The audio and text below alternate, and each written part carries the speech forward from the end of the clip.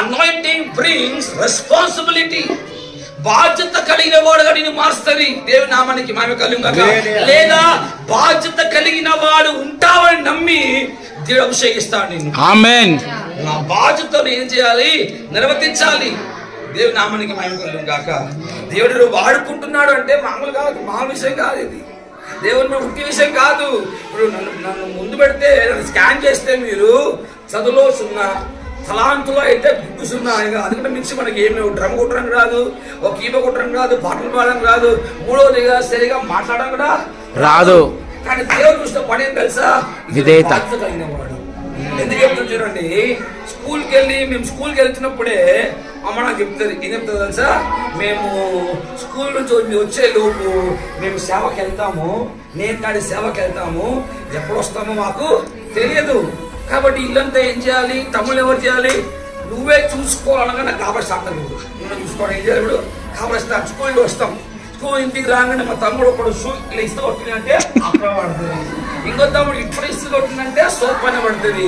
వాళ్ళు బట్టలు ఇప్పింది, చెట్టి అట్లే ఉంటుంది, షర్ట్ అట్లే ఉంటుంది, నాకు అట్లా అయిపోతుంది. బట్టలు మార్చుకొని మా ఇంటి వెనకాల పెద్ద గ్రౌండ్, ఇంటి వెనకాల గ్రౌండ్ కి పరిగెత్తరు తమ్ముడు వెళ్ళిపోతారు. వెళ్ళిపోయి క్రికెట్ మ్యాచ్ స్టార్ట్ అవుతుంది. దేవుని బిడ్డలు ఆడుతుంటే ఆడుతుంది. మా ఫ్రెండ్స్ తూబి ఆరే అని అనిపిస్తారు. ఇవి నేను పోలేను. ఎందుకు? బాధ్యత అప్పగించబడ్డది మీకు. ఇది నేను పోలేను. చాలా మంది మనం పిలుస్తారు.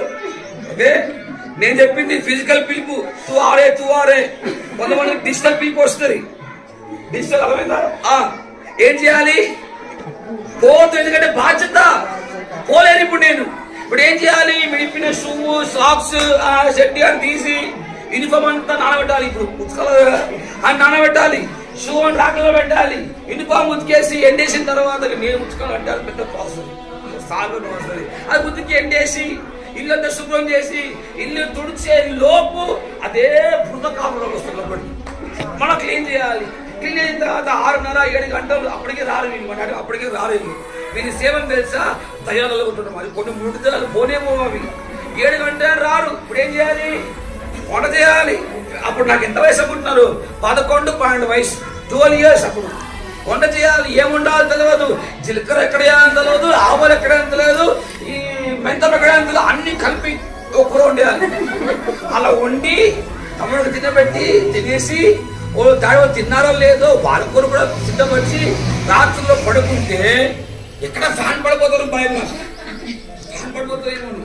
ఒక తమ్ముడిని ఇక్కడ వైపు, ఒక తమ్ముడిని ఇక్కడ రాత్రి అంతా ఫ్యాన్ తీసుకుంటూ కూర్చుంటారు. ఇది ప్రభు చూశాడు. ఇది ప్రభు చూస్తాడు. అరగతం లేవినికి చదువు లేదు, జ్ఞానం లేదు, తలాంతులు అసలే లేదు. అని వీళ్ళు ప్రత్యేకత ఉంది. అది తెలుసా? బాధ్యత.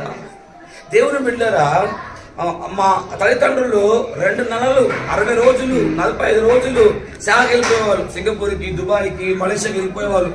పోతున్నప్పుడు మా అమ్మ లాస్ట్ పోతున్నప్పుడు నా చేయి తీసి సంఘము, ఈ ఉద్రాలు, ఈ పిల్లలు, మీ తమ్ముడు, ఇక మీ చెల్లె, ఈ ఇల్లంతా ఎవరు తెచ్చినా నీ చేతిలో ఇచ్చిపోయిన తెచ్చే స్టార్ట్. ఇక మీరు నమ్మరు, వారు ఇలా బయటికి వెళ్ళారో లేదో ఆ రోజు ఉపవాసం స్టార్ట్ చేస్తే వాళ్ళు తిరిగి వచ్చే వరకు ఉపవాసం మానని. ఎందుకు తెలుసా? అంతమంది పిల్లలు వంట చేయాలి, స్కూల్ పంపించాలి. వాళ్ళు పోయారో లేదో తమ్ముడు టిఫిన్ కట్టాలి, చెల్లెకి టిఫిన్ కట్టాలి. మా చెల్లెని స్కూల్ పంపించడము అది చాలా పెద్ద ప్రాజెక్ట్, చాలా పెద్ద పని. అది పంపించాలి. పంపిన తర్వాత మధ్యాహ్నం ఎవరు ప్రార్థన ఉంటుంది, ఆడ ప్రార్థనకి వెళ్ళాలి, సాయంకాలం ప్రార్థనకి వెళ్ళాలి. దేవుడు నాకు ఇచ్చిన వరం ఏంటో, మా అమ్మ నాన్న ఊళ్ళంత వరకు ఒక్క చచ్చిపోరు అసలు అంత బతికే ఉంటున్నారు. వీళ్ళు పోయిరో లేదో లైన్ గా సావులే నిజంగా అంటున్నాడు. అబద్ధాలు అప్పుడు వరకు ప్రాణం పట్టుకొని పెట్టుకుంటున్నారు ఈ పెద్ద మనుషులు. వీళ్ళు ఊరికి వెళ్ళిపోయారు.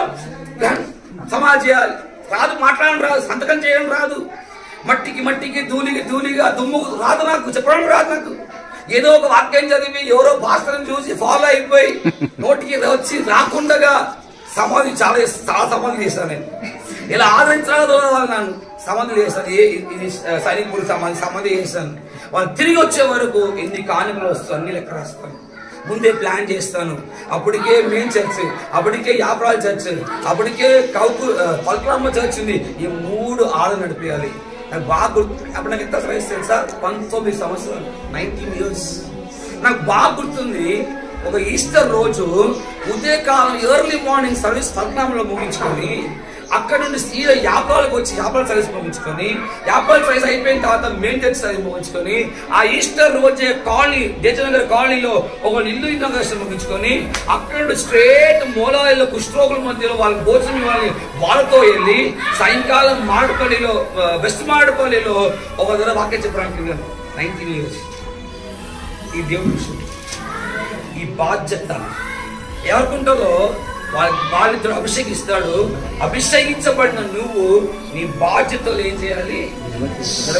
నన్ను పిలవలేదు, రమ్మనలేదు, నన్ను పొమ్మనలేదు, చేయమంటే చేస్తా, రమ్మంటే వస్తా. తమిళ ఒక మాట ఉంటుంది, ఏమాట తెలుసా?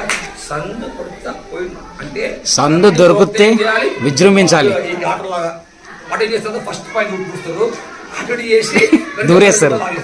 ఊరుకోవాలి, బాధ్యతలు నిర్వర్తించాలి.